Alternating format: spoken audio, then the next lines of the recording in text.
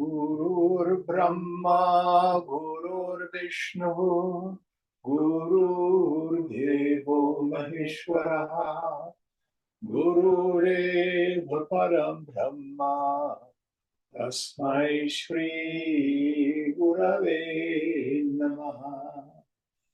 चिन्मयं व्याप्य सर्वं त्रैलोक्यं सचराचरम् Atpadam darshitam yena tasmai shri gurave namaha.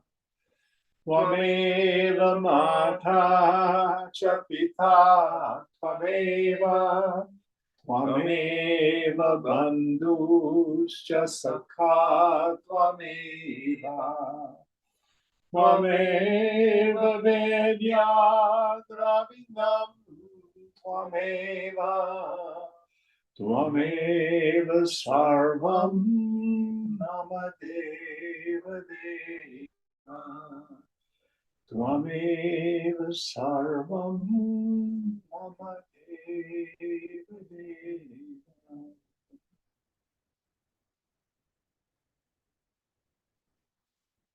Om Sahana Bhavatu Sahanau Bhunaktu Sahaviryam Karavavahai Tejasvinavadhitamastu ma vidvishavahai.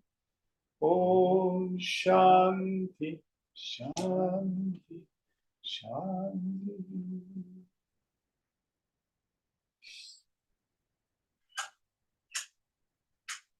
So we're continuing in our 6th chapter. And what verse are we on? We're on number 154. Verse 154.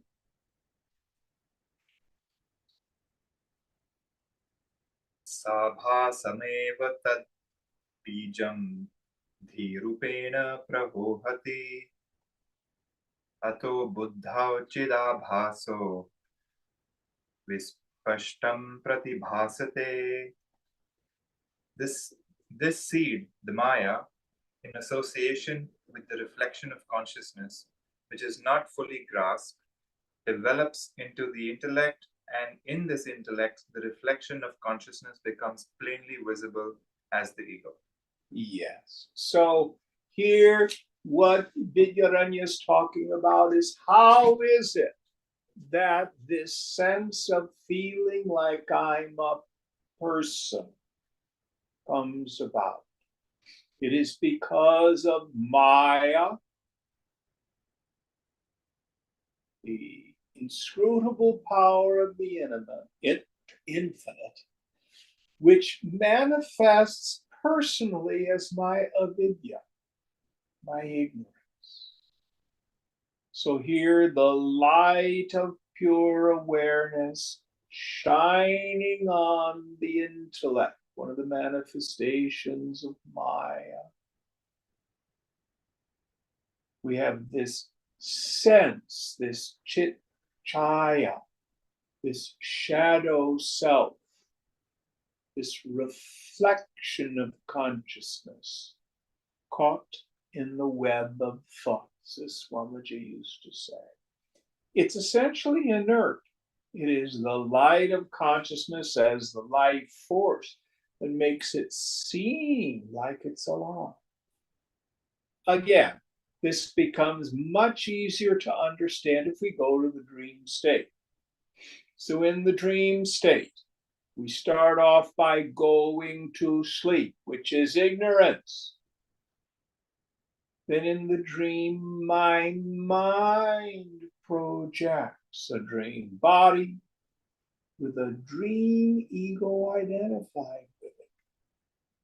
And in the dream, I see a world of name and form outside and thoughts and feelings inside. But it is the intellect itself which forms as the triple factor, the knower, knowing, and known, the individual knower, knowing, and known. Waking state is really no different.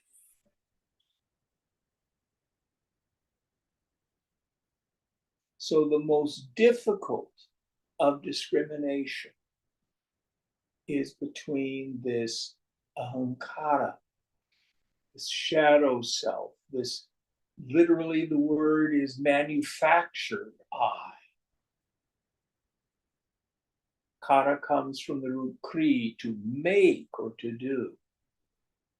It's karana's cause, ahankara. It's a manufactured self. And the thing that's so interesting about it, it only shows up when you don't look at it. If, on the other hand, we introvert the attentive faculty and go looking for some entity called me, Jim, that sense of individuality falls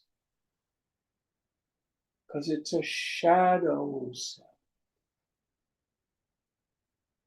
And what I find is Chid Akasha, the space of pure awareness.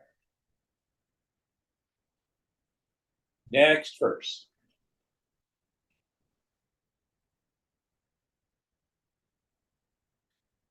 Maya bhasena jiveshao karotīti śrutau śrutam medhakasha jalakasha ivatau suvyavasthitau. It is said by the Shruti that Jiva and Ishvara are creations of Maya, being reflections of Atman in it. Ishvara is like the reflection of the sky in the cloud. Jiva is like the reflection of the sky in the water. Yes. So if you see a little puddle of water, you could look in the little puddle of water and you say, oh, I can see the sky. Now, the cloud is made up of a bunch of water vapor drops. Actually, in each one of those drops, you would have the reflection of the sky.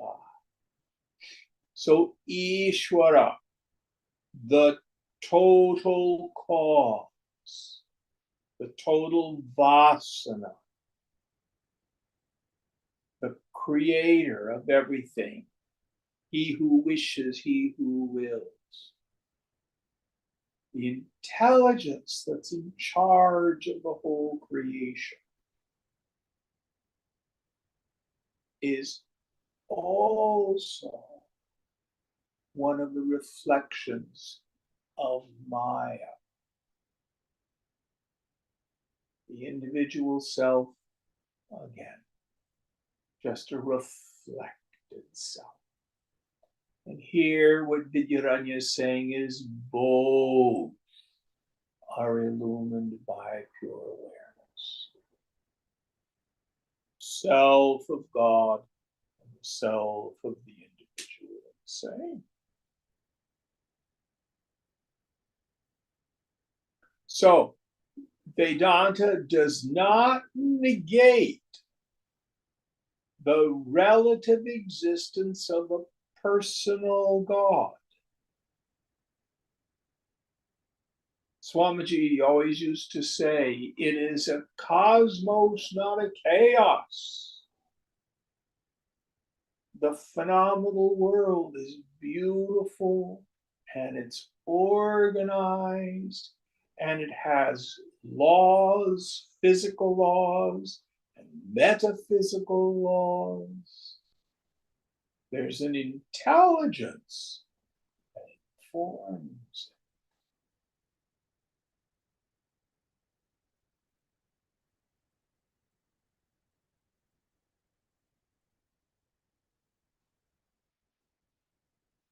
But consciousness is beyond that.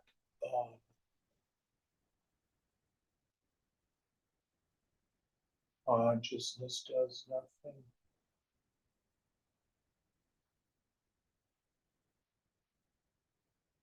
Next verse.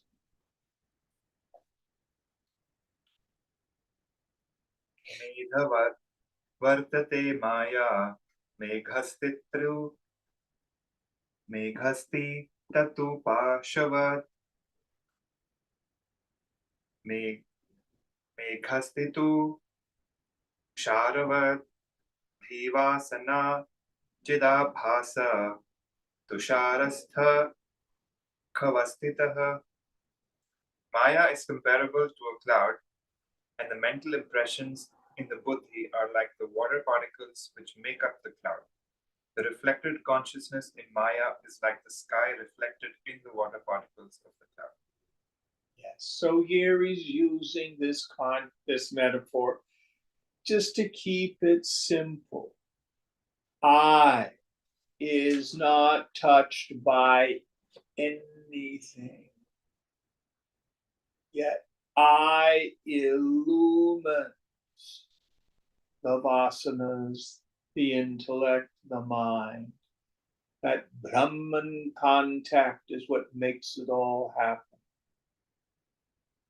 And when consciousness illumines the subtlest part of the intellect, what we call the Vijnanamaya kosha, we get this karta, this sense of agency. So it seems like I, Jim, got on the bus today. I, Jim, went out to lunch with my friend Dan. So listen very carefully. That ahankara is not evil. It's not bad. It isn't something to be beat up and destroyed. What we need to do is see that it's not me. I am the knower of the ego sense.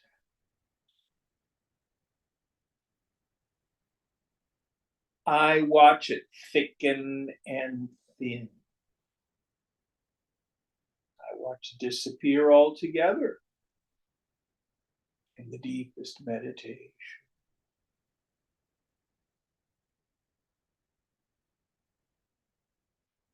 And at the macrocosmic level, consciousness is that which illumines Ishvara, Lord of all creation. Next verse. मायाधीनश्चदाभास श्रुतौ मायी महेश्वरः अन्तर्यामी च सर्वज्ञो जगद्ध्योनि स एव हि. Shruti says that this pure universal consciousness reflected in Maya is Ishvara, which controls Maya as well. The great Ishvara is the inner ruler, omniscient, and cause of the universe. Yes. So in Mandukya Upanishad, Ishvara is equated with the total vasana. What is it that caused the Big Bang? What set the whole evolutionary process in motion?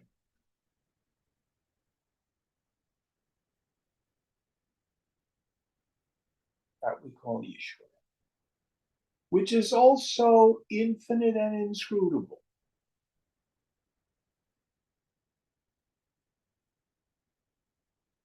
So why is Vidyaranya dwelling so much on Ishvara and giving it what I would call a relative reality?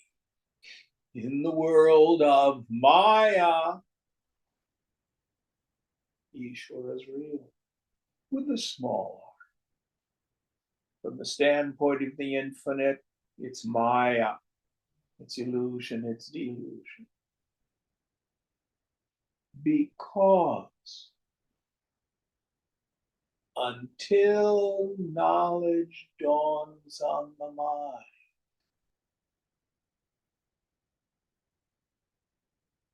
it is of value to practice Ishvara Pranidhana. This is a practice we're given in Yoga Sutra. It means trustful surrender to God. If I feel like a person in the morning, all right, Lord Ishvara, I offer myself to you.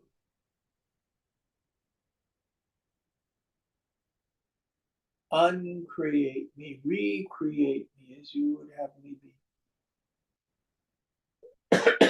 I turn my will and my life over to you. This is what the Master Jesus said when he said, I of myself do no thing. It is the Father within that doeth work.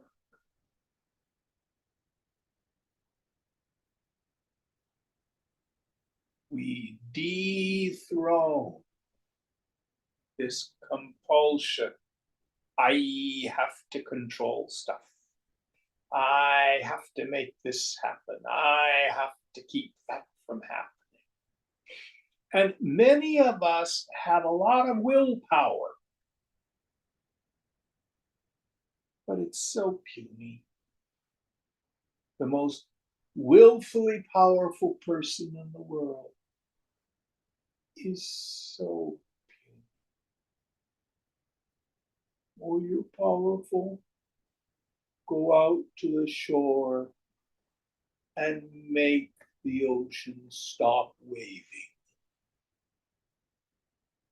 Oh, you're so powerful. Dim the sun. Stop the moon from revolving around the earth.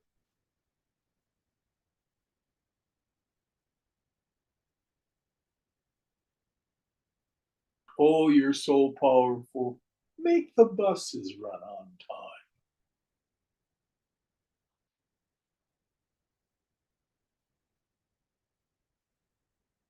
And the more we struggle and try to beat life over the head. Why? Because I'm competing with God. God may be omnipotent and omniscient, but obviously he's an underachiever because he's not doing it my way.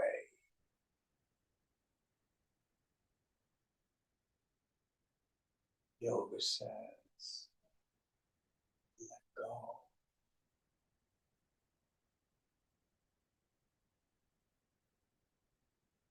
One of Jesus's most famous prayers, when he's in the Garden of Gethsemane just before the crucifixion, the scripture says he prayed, Lord, if it be possible, take this cup from my lips. But nevertheless, not my will, but thy will be done. This is Ishvara Pranidhana, trustful surrender to God. Any thoughts about this practice? Now, what the yogi needs to do is attain to yogarudha, meaning you must gain some dominion over the indulgent tendency of mind. Do not confuse your inner 2-year-old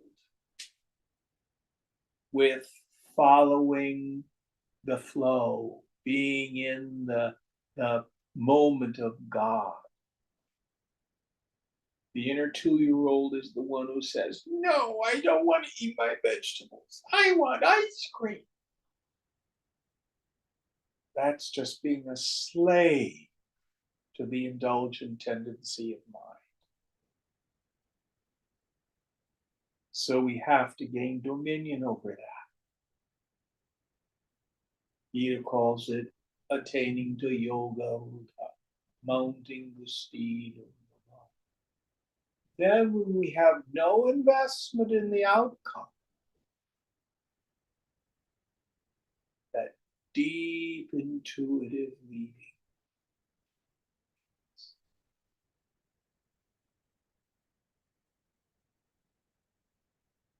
then the man or woman of wisdom, it can be truly out of control.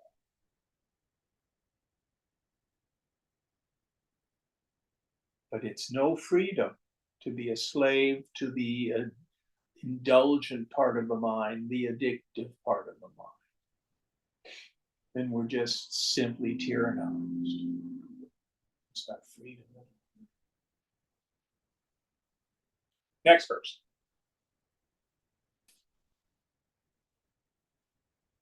Sushuptam ananandam, sushuptam anandamayam, akram yaivam shrutirjagao, esha sarvesha iti soyam, vedokta ishvaraha. The Shruti in the passage beginning with, quote, the consciousness in the deep sleep, end quote, and ending in, quote, he is the Lord of all, end quote, describes this sheath of bliss as the Ishvara. Yes. So actually, I think he's quoting, see if there's a footnote, is it Mandukya? Yeah, Mandukya and Brihadaranyaka. Yes. Both. So, what is it from the standpoint of the microcosm? So we have the waking state reality, Vaishwanara, it's called. The person, Nara, who's conscious of Vishwa, the waking state world. Then we have Taijasa, the ego state that's conscious of the dream. Then we have Prajna, deep sleep, sometimes called the Avyaktaha, the unmanifest. It is also called the Anandamaya Kosha, the bliss sheath, when the mind is in its seed form. In that seed form, there is only Avarana Shakti, veiling power. There is no Vikshepa Shakti. The Vikshepa Shakti manifests either as the waking state or the dream state. But there's only Avarana Shakti, pure ignorance. And this is called, in a sense, my individual Ishvara. Because the vasanas, which comprise that avyaktaha, that unmanifest, are the Lord of my life. What do we mean by that? Do I have free choice? Did I freely choose to go to the Piedmont Cafe for lunch with my friend? Did I freely choose to have the veggie omelet? We feel like we have a free choice. But Vedanta says, why did you choose what you chose? Well, I felt like it. I wanted to. Why did you feel like it? Why did you want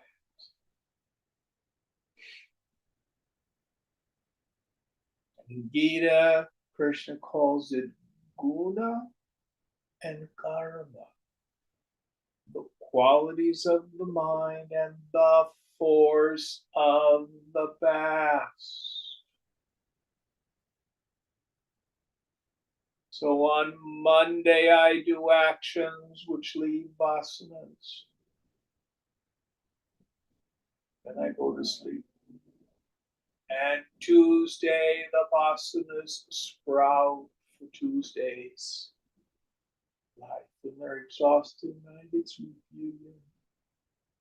And then on Wednesday, the vasanas sprout again. There's a cause and effect relationship from day to day.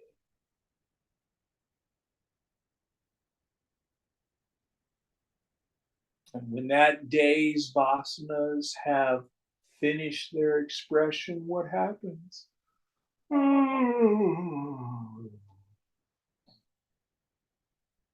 Back into the unmanifest. The mind is not gone. The mind is in its seed form.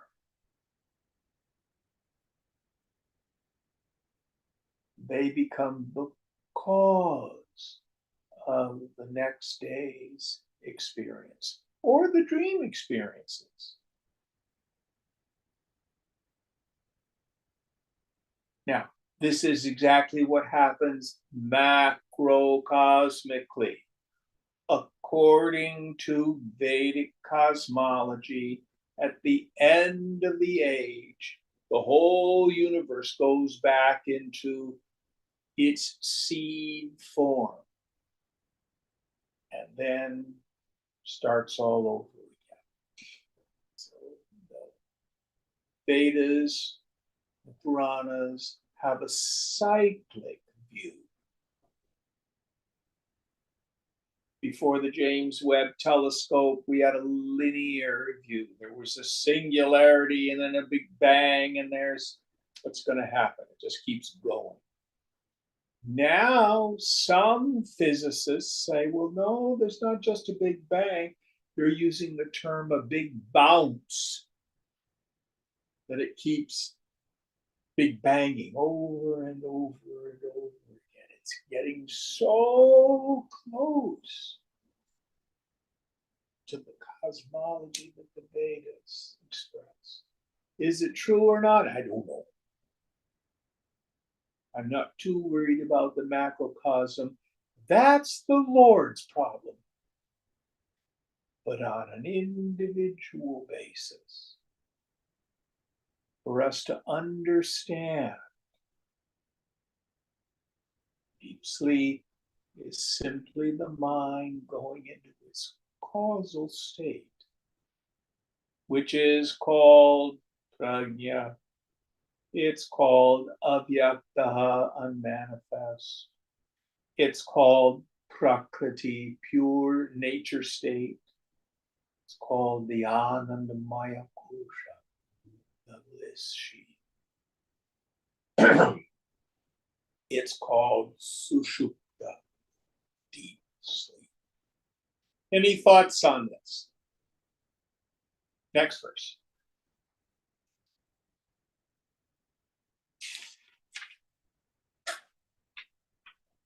सर्वज्ञत्वादिकेतस्य naive विप्रतिष्ठतां श्रोतार्थस्यावितर्क्यत्वान् मायायां सर्वसम्भवात्.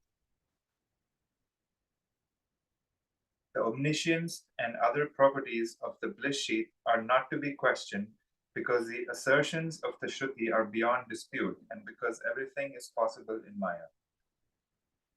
So here, back to our question, am I conscious or unconscious in deep sleep? Here he says, don't question it. Judy says, you're conscious. My view, don't worry about it. Nobody ever got realized in deep sleep. Self-realization, awakening, takes place in the waking state. This is the state in which we do our spiritual practice. Don't worry about dream and deep sleep. All right, next verse. Ayam yat srijate vishvam tadanya thayitum puman nakopi shaktate nayam sarveshwar iti ritah. Since nobody has the power to alter the world of waking and dream states which are projected from the bliss sheath, it is proper to call it the Lord of all. So, nobody by simply willing it can really alter this incredible force of the past, which makes up my waking and dream state. I have some ability to determine future states. Why? Because, as Kathopanishad says, two paths approach a person, Shreyas and Preyas. Shreyas, the good, Preyas, what's dear. Swamiji used to call it the electable and the delectable. If I today get involved with attachment to the world of name and form, I'm setting up my future.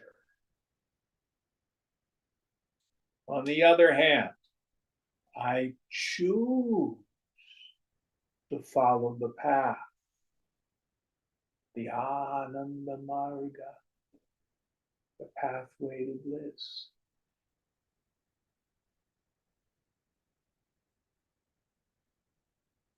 I set up chains of causation for the future.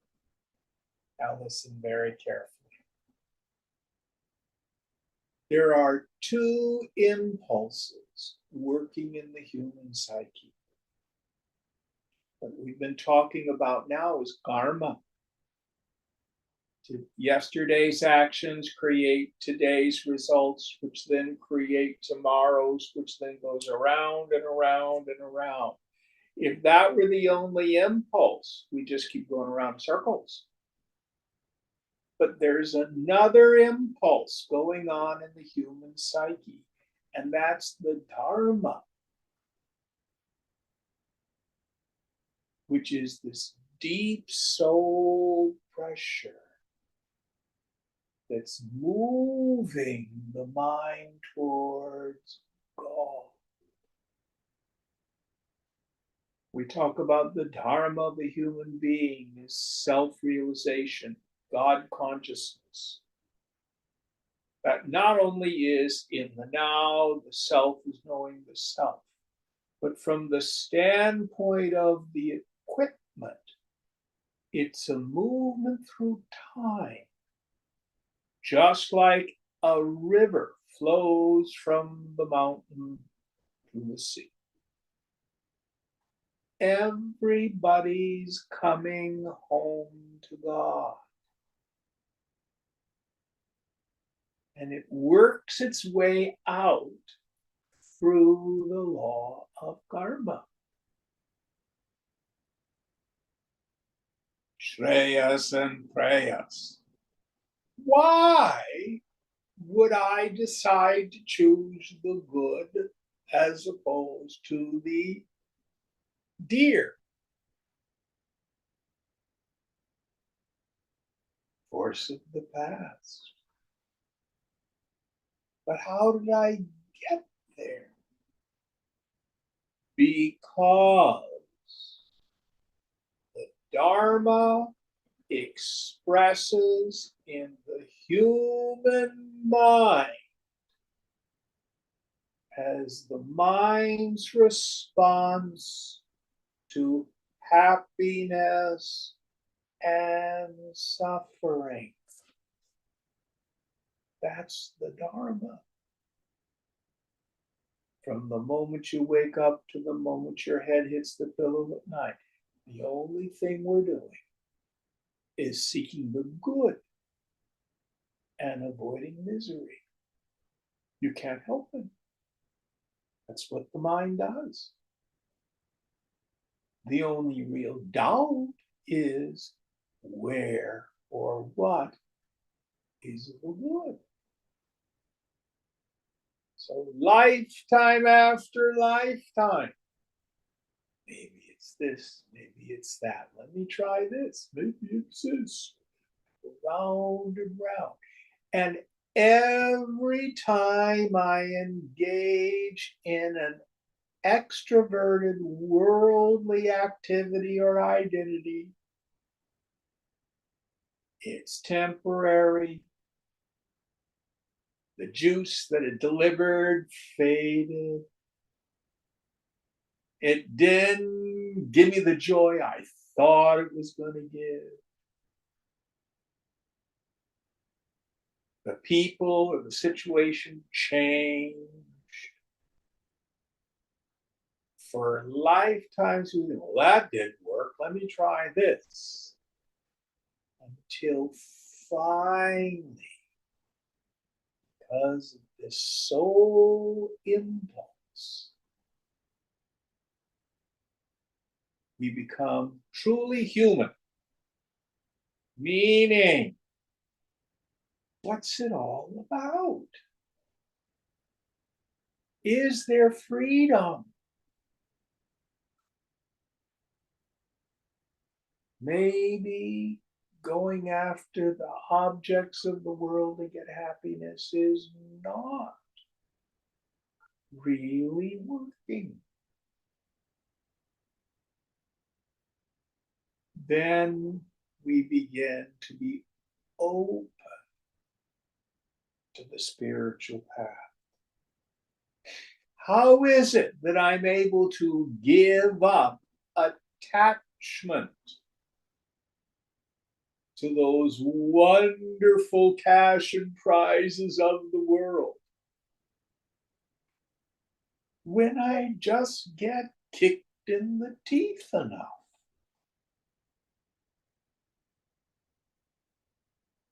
One of my favorite things that Swamiji would say, he would say, go after the world.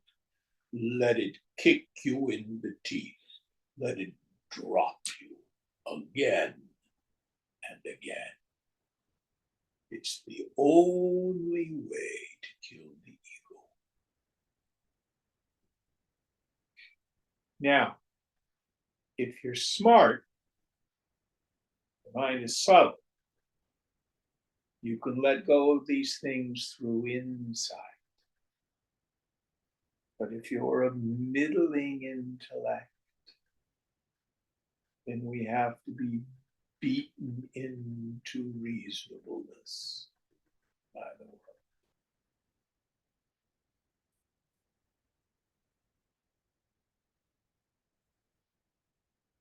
So it's not just round and round in the circle. There's an impulse. Move towards the end.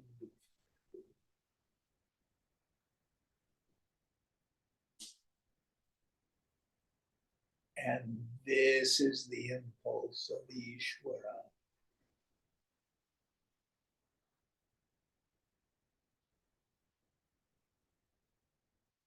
Just as when you plant a seed, the tree grows, so also every single individual is on their way home to God.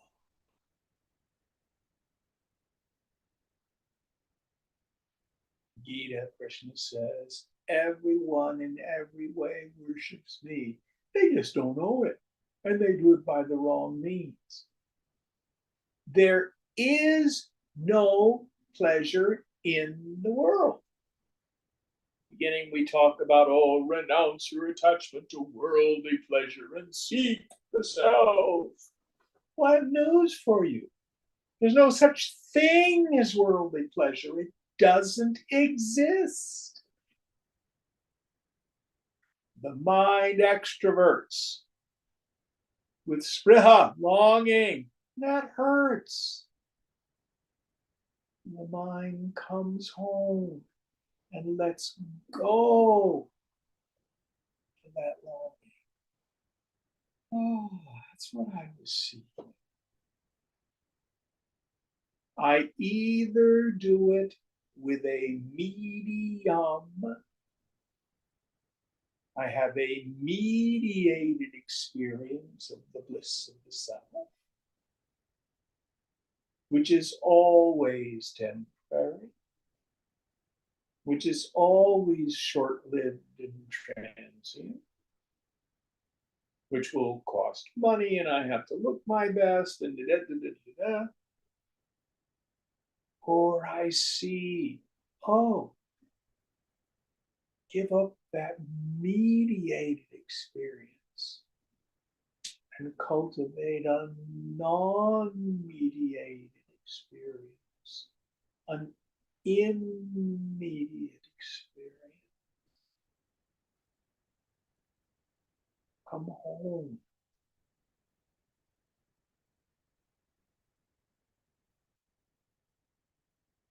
All right, next verse.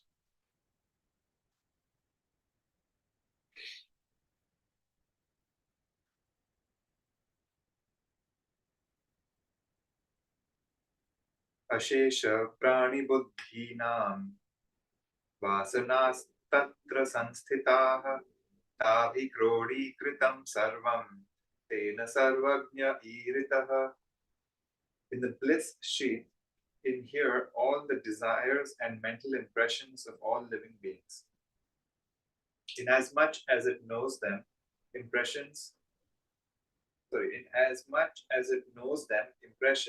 all, it is called omniscient. Yes. So, whatever impressions one has in their seed form, the self illumines that seed form as deep sleep. So here Vidyaranya is saying, waking, dream, deep sleep, the three mind states are known by the self. You are not unconscious in deep sleep. You are conscious of pure ignorance. Just like when you close your eyes, you are not blind. You are seeing the back of your eyelids, which obscure, occlude seeing the objects in the room. So the mind is folded up into the Anandamaya Kosha. I can't even think the thought, oh, this is deep, the bliss sheath. Only after the fact we can remember experiences. I had Wendy's fabulous corn soup on Thanksgiving. I remember the joy that I had from that. In a deep sleep, I wake up. I slept really soundly last night. Oh, I woke up this morning so rested. How do I know it? I can remember that I slept soundly. I didn't toss and turn. I wasn't up all night. So you must be there to witness it.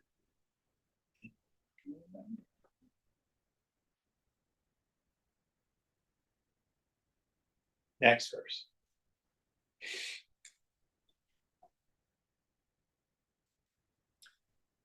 वासनानां परोक्षत्वात् सर्वज्ञत्वं न हीक्ष्यते सर्वबुद्धिषु तद्दृष्ट्वा वासनास्व तुमीयताम्.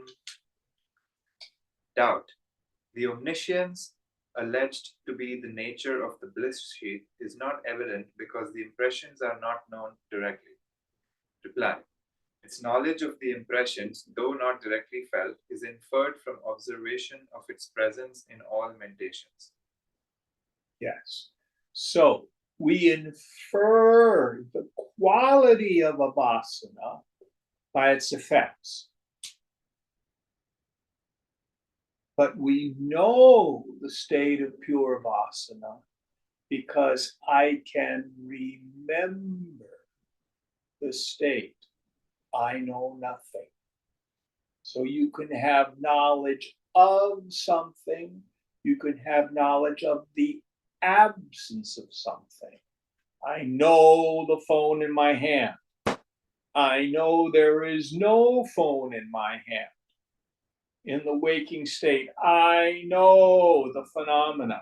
In the dream state, I know the phenomena in the dream state. In the morning when I wake up, I say, oh, I slept soundly. I didn't dream at all. I can remember it. So we talk about omniscience because whatever those vasanas are in their seed form, that lump of darkness.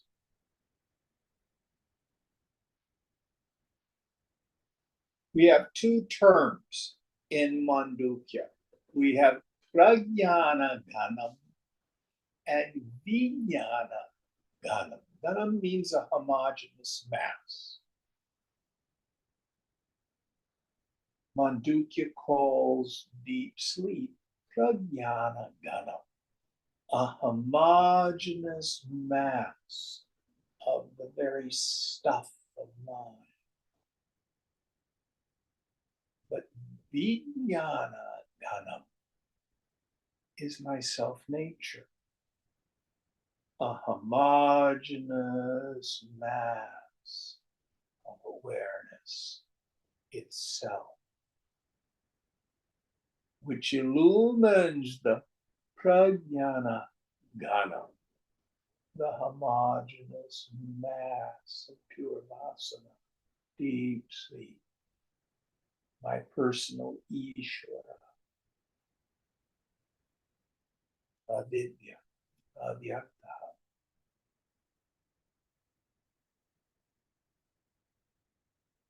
So when the scriptures say the self is omniscient, it doesn't mean, well, I must not be knowing the self because I don't know everything that's going on.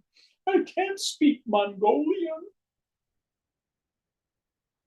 No, what it means is, what is that by which everything is known when I know it?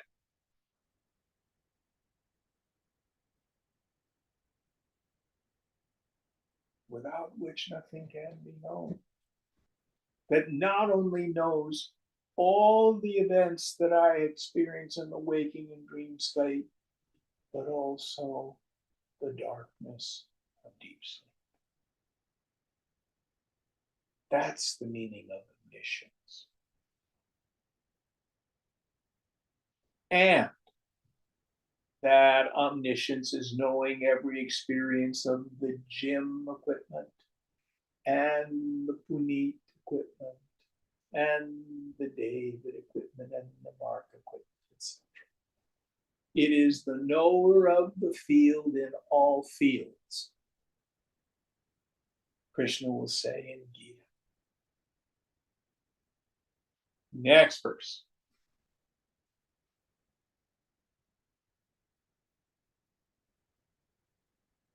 Vijnanam ayamukhyevshu kosheshvanyatra chaiva hi antasrishthanyamayati tenantaryam itambrajet. Since Ishvara, the consciousness in the bliss sheath, abides in and activates and controls all the functions of all other sheaths, beginning with that of the intellect and elsewhere, also in creation, it is called the inner controller. Yes. So, this potentiality of everything, which is experienced in deep sleep, is the activator, the controller of the intellect, the mind, the prana, the body, and the senses that operate. So, those of you who may have seen on video lectures by Swamiji, at the top he'll have Om sound. And underneath he has a V for Vasana. And then he has BMI, the body, mind, intellect, PFT, perceiver, feeler, thinker, entity, which illuminates the world of objects, emotions, and thoughts. Om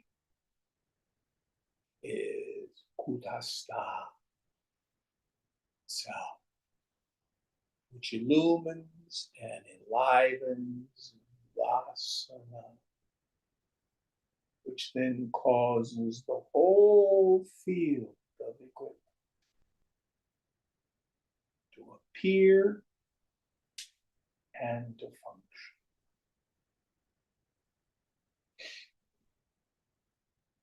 That includes this perceiver, feeler, thinker entity, this karta, this agent, which is a function in the vijnana maya kosha, the subtle intellectual sheath.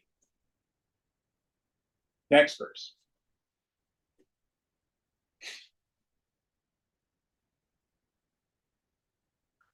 Buddhav tishtana antaro syadhi yanikshayatra dhivapah dhiyamantaryamayati evam vedena ghoshitam. The Shruti says that the Lord abides in the intellect and has the intellect as his body, instrument. But the intellect does not know him, it is itself controlled by him. So the self clothed in the subtlest of sheaths, which is the vijnana maya kosha, the buddhi, the intellect.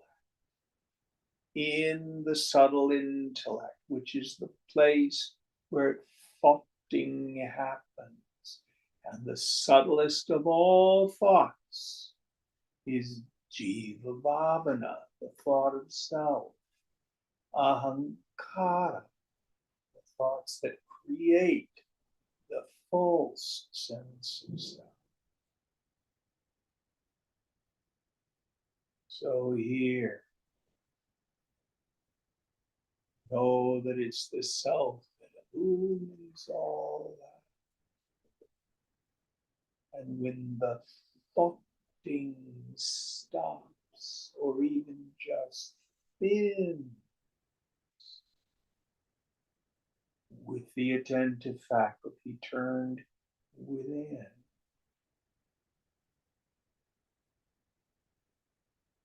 I'm able to discriminate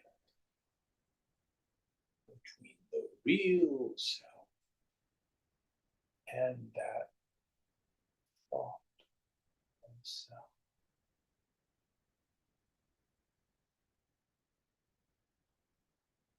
The scriptures will use terms like in the cave of the intellect. What this means is when I withdraw my attention from the body, from the prana, from the agitation of feelings, and I'm able to just deal with the slow movement of thought.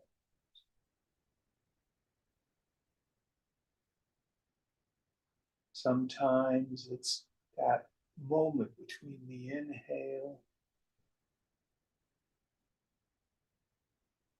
and the exhale, or the opposite between the exhale.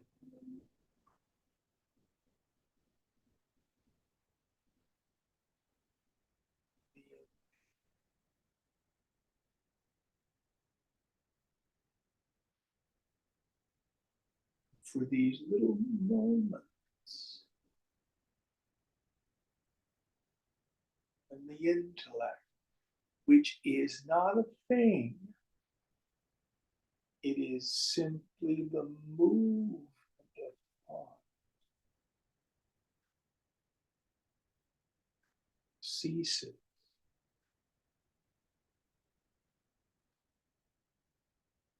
And the no thingness of I is clearly happening.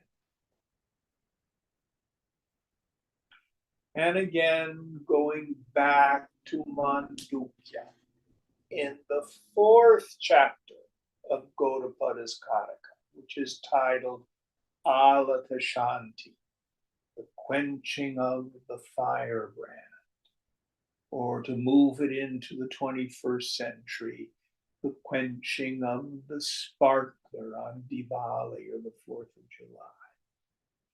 I take the sparkler, I can make a circle, I can make a figure eight, and I see it. It's an optical illusion. So also, when the intellect starts its thoughting, the whole world starts to appear, not just a circle or a figure eight.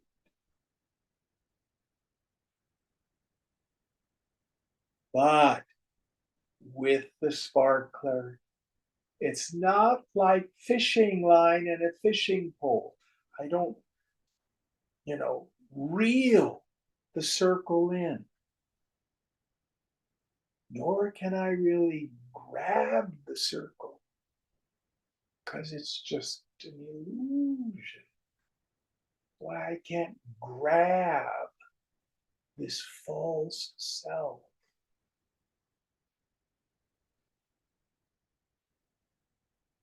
Where does the circle and the sparkler go? And I stop moving the sparkler.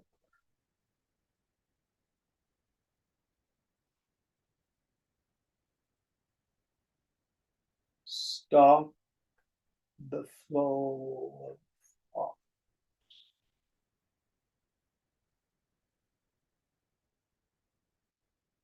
The false self disappears.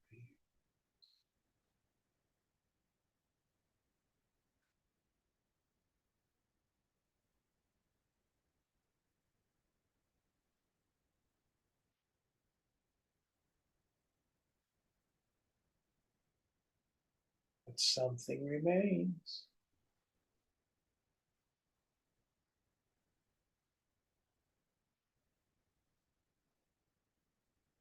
There's something behind ahankara, the manufactured self. There's uh,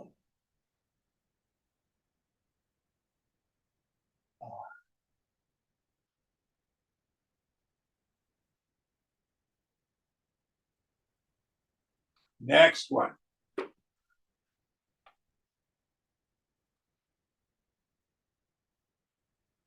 तन्तु पेटे स्थितो यद्वद् पादान तया तथा सर्वोपादानरूपत्वात् सर्वत्रायम् अवस्थितः.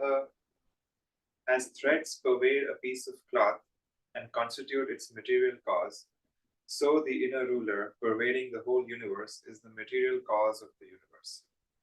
Yes. So I like to use the carpet right here in my living room. If you look at my carpet, you people in Zoom land can't see this, but there are snakes on my carpet. You see the snakes? But all they are is thread. Are there any other objects? I can't see that well. I think all the rest of it's geometric, isn't it? Yeah. Squares and Triangles and diamond shapes. But all they are is thread.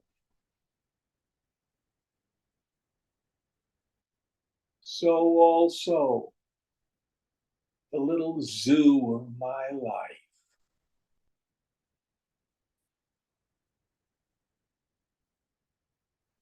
Made up of the stuff of mind. Just like back to our circle in the sparkler. I can make it round. I can make it funny shaped. I can do figure eight.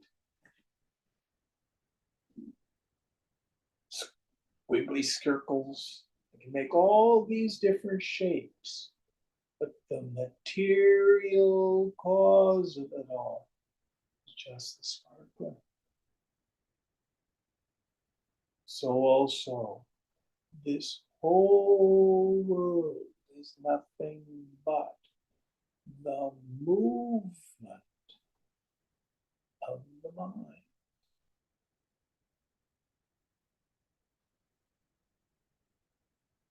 Just like the dream state.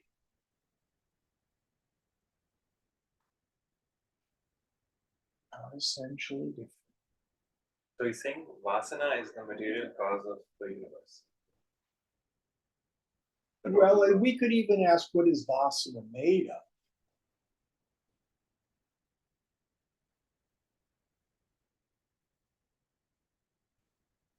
Mysterious.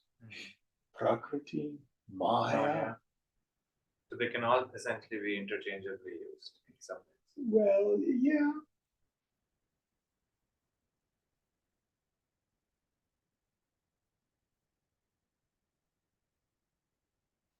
From Maya, Ishvara is born.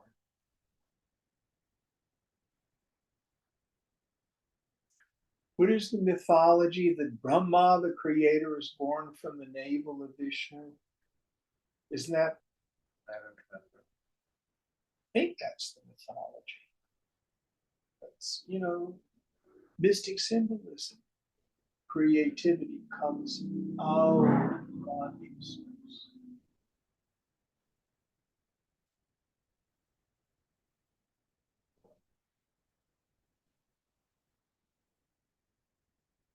To understand this experientially, see if you can observe, from where do my thoughts come?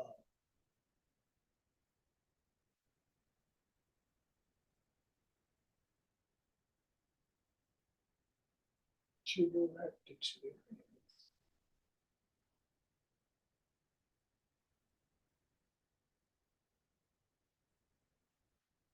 All right, next one. पटादप्यान्तरस् सन्तु तन्तोरप्यंशुरान्तरः आन्तरत्वस्य विश्रान्ति यत्रासा वा numiyatam. Just as the threads are subtler than the cloth, and the fibers of the threads subtler than the threads themselves, even so, where this progress from the subtle to the subtler stops, there do we confront the inner ruler. Yes.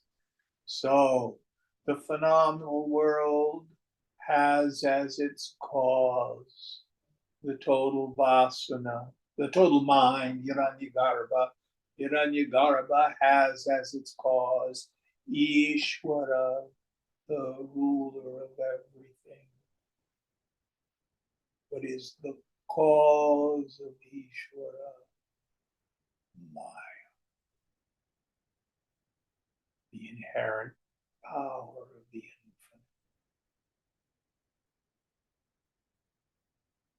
What is the cause of Maya? Brahman.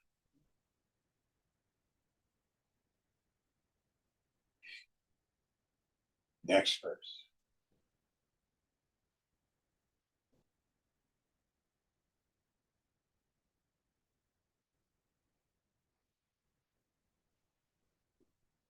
Divyantara vakakshanam darshanepya yamantaraha न वीक्ष्यते ततो युक्तिर् श्रुतिभ्यामेव निर्णयः.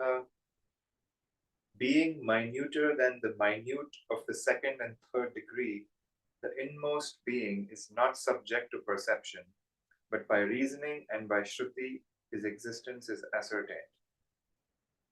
So here we can't really know the personal cause of everything. It is beyond the capacity of knowability. We only infer it, and scripture tells us.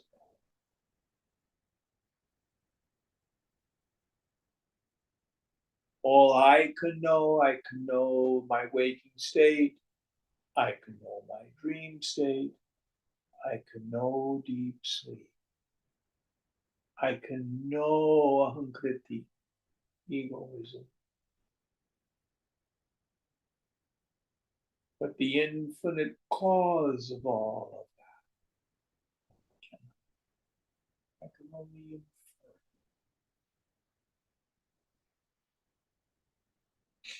One more, then we'll quit.